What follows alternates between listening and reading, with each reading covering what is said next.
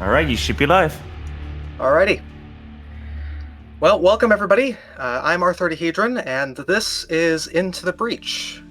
This is a roguelike created by the same folks that created the game FTL Faster Than Light.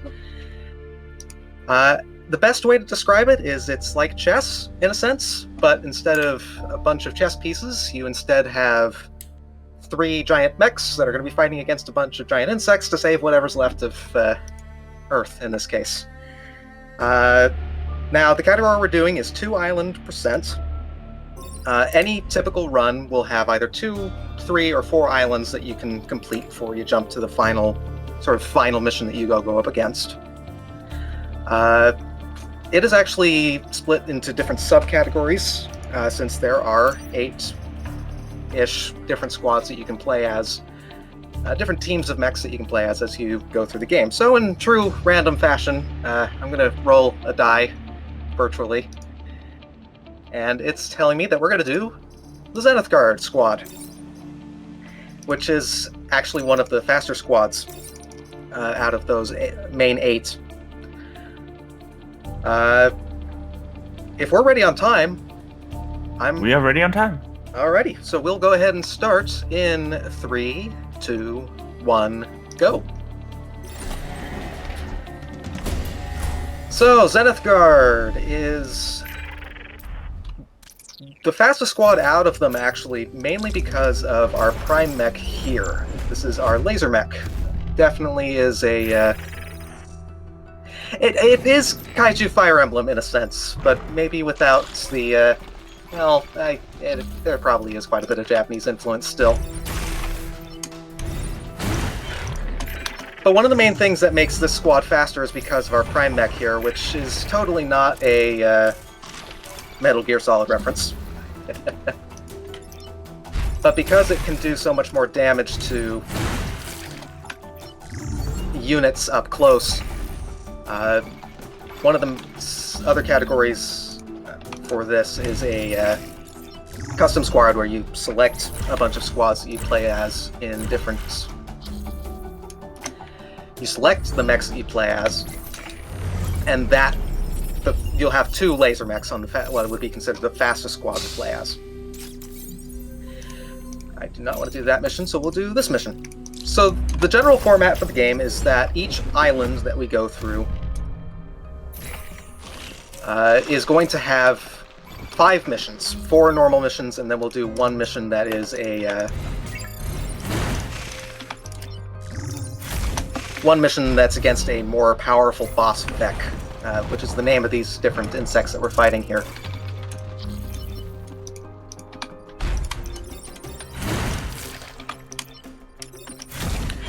It is very much similar to the Advance Wars series. There is definitely some influence there. And speaking of Final Fantasy Tactics, I thought about said FTL there for a second, so I was getting a little bit slightly confused.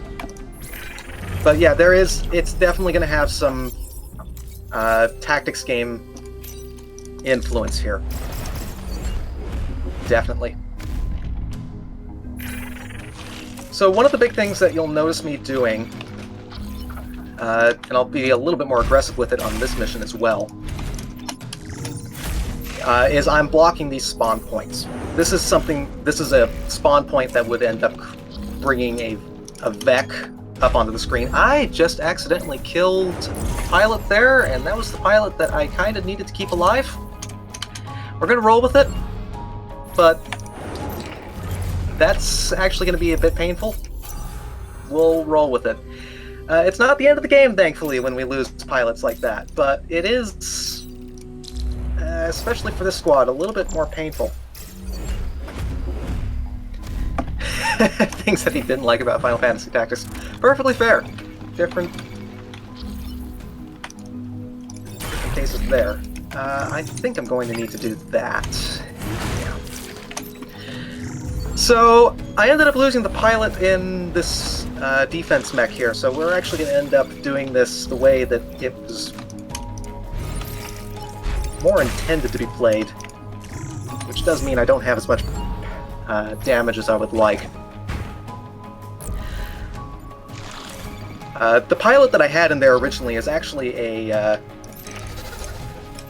pilot that would have been sort of a reference to FTL Faster Than Light.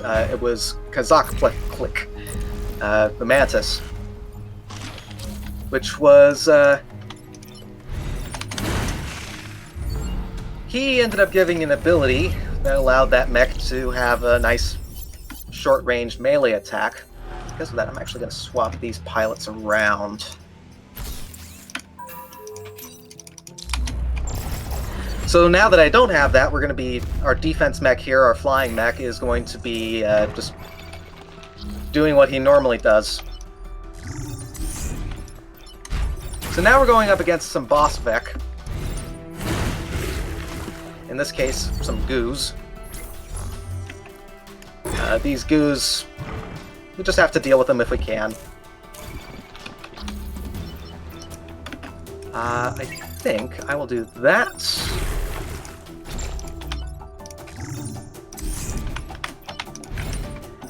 I'm letting more Vex spawn than I perhaps would want to here, but that's fine.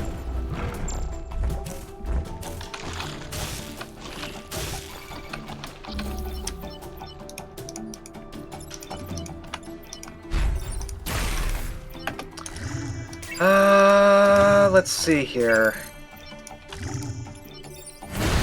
I will go ahead and let that building go.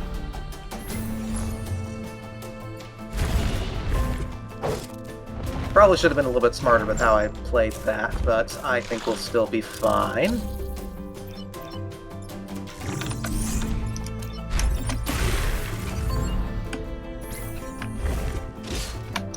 You'll notice also at the end of each mission I'm escaping to the main menu and then continuing. I'll grab the flamethrower, not necessarily for any particular reason. And the reason that I'm doing that is so that I can skip the animation of us zooming back out after the end of the mission. So now we're going to go ahead and move on to our second island. This being RST. Desert. The first one was Archive, which was kind of a... why did it have to be a burrower? Archive was kind of your grasslands. This is going to be more of our desert island here.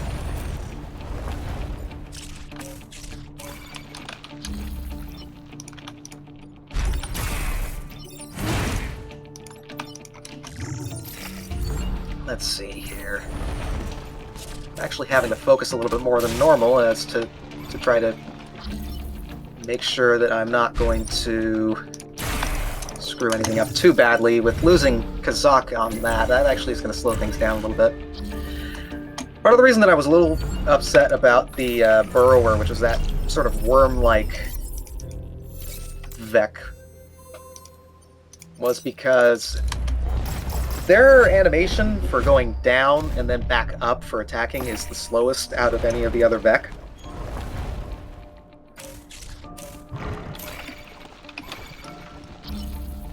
Do I have enough? I do not have enough movement to go where I want to with that. I'm just going to shield that building, I believe. One of the nice things about this is that because I don't care about objectives for this category, which give you a couple of additional perks if you're able to pull stuff off. I can just let the train crash into the Vec, dealing a little bit of extra damage to it.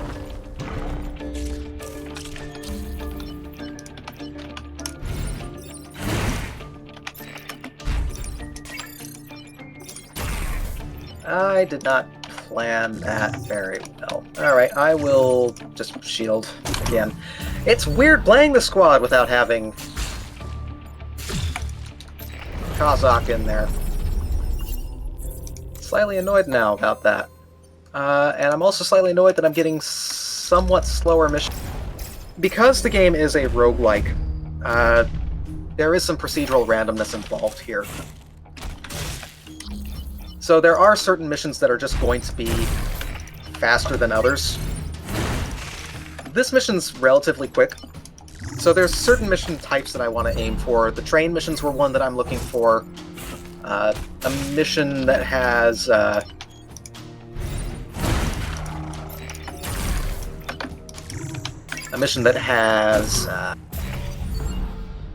sort of tiles disappearing is one that would be nice to have, but I don't think I'll end up with. This mission's short because we only get hornets popping out of these tiles, and we can get this nice final turn where nothing happens, which goes by pretty quick.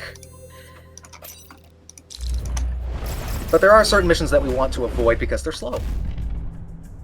Terraformer is not too bad, though. This guy will just let me destroy a Vec if he's happens to be in the wrong tile, which that one was. Goofy.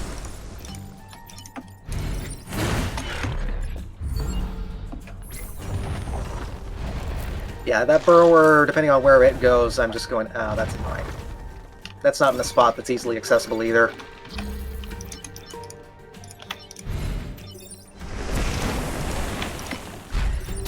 He'll pop back up next turn, which is going to be annoying.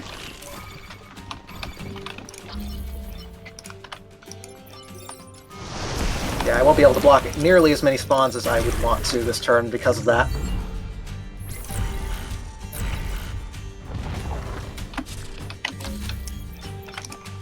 But we can go ahead and take care of that Vec there. Get the escape button a little bit too quickly there.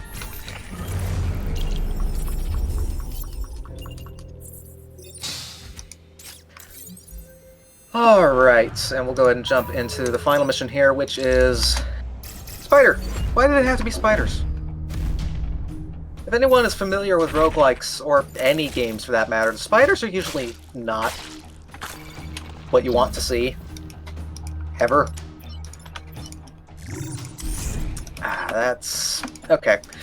This game has a bit of a time travel element, so there is, to a degree at least, a benefit to... you know what I can do? I can pull you here and then dash across to get rid of the spider eggs. There we go. That was a little bit more clever than it needed to be. And somehow I got 2 resists, so I guess we'll just roll with it. The game has a grid defense ability involved here. Occasionally you might have an attack where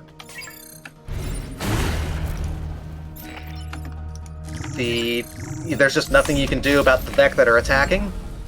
So you might end up with a sort of checkmate scenario that you don't want to end up in. So to prevent people from just exiting out because they didn't want to just lose outright, we can instead... there is that resist mechanic, which kind of gives you a last chance sort of way of going about it. The only thing that we really care about is if the power grid drops to 0. If that drops to 0, that's bad because, well, we lose. That's the only thing that's keeping us from not dying. I don't know how I'm getting so many resists at only 15% chance of it happening, though. But I guess we'll never know. Force Amp is tempting. I don't think I'm going to worry about it. Alright, so we're already going to go into our final mission here. With a couple of power cores, which lets us do a little bit of extra damage with our attacks, which is quite nice to have. Now I'm going to do something called a lemon skip, which is similar to what I've been doing here with going to the main menu and escaping and continuing. Normally there would be 4 of these environmental hazard tiles, but because of that escaping to main menu trick, I can reduce the number that pops up, which, because these are slow animations, saves time. And saving time is really quite important for runs like these.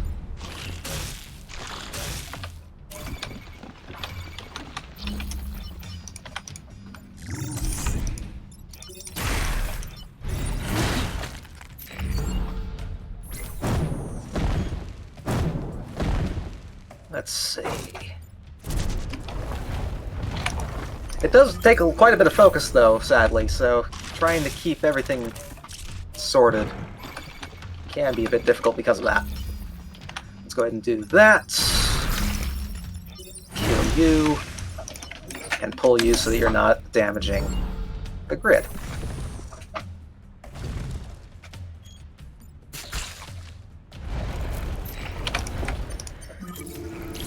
Oh, let's see.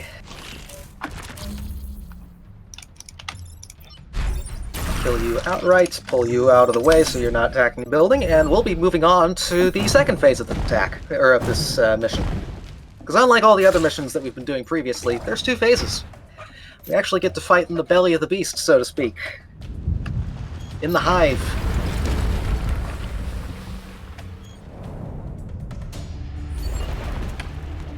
So here's a nice little fun Easter egg. On this mission here, we got our mechs drop down in this tile, and what is known as a Renfield bomb, which is what we have to defend so that we can actually win the game, will land on this tile. Occasionally there's a Vec that's there. It goes squish. It's a lovely, lovely thing to have happen. That's the wrong button. Ooh, this is a nice thing. So I can move you to there, and that guy is dead this turn.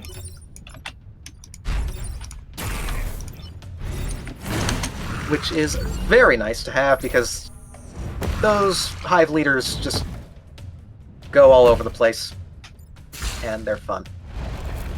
I think I only ended up getting 2 there. That's the last environmental effect that I'll be able to defend against, sadly. Let's go ahead and do that, and I'll go ahead and just shield those buildings.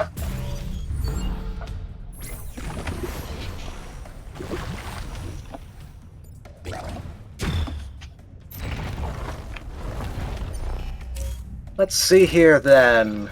We've got a lot of grid defense at this point, so once we get to this point, it's mostly just trying to save animation times by destroying what Vec are still around. This next turn, I could very likely just let the Vec do whatever they wanted to the buildings, and we'll still win the game. It's not too bad. That could be a bad thing, though, because I don't want you to destroy the Renfield bomb if I can help it. But I believe, after everything's gotten tentacled, time will be now. That will be time. Right as the UI starts to fade out. On my timer, that was a 16-minute 31, which is not terrible. It's not great. It's not terrible.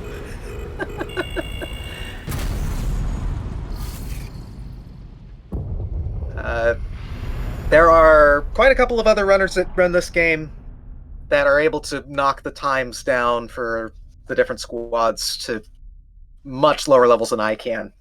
But this is still an absolutely fantastic speed game if you like sort of tactics games, but with sort of some randomness thrown in to help make things... What's the phrase I'm looking for? The replay value, so to speak?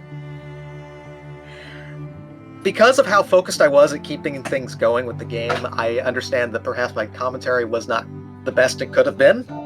But if you yourself are interested in picking up this game for speedrunning, there is an Into the Breach Discord server that covers not only speedrunning the game, but also the game in general, as well as a very nice, a pretty decent modding community as well.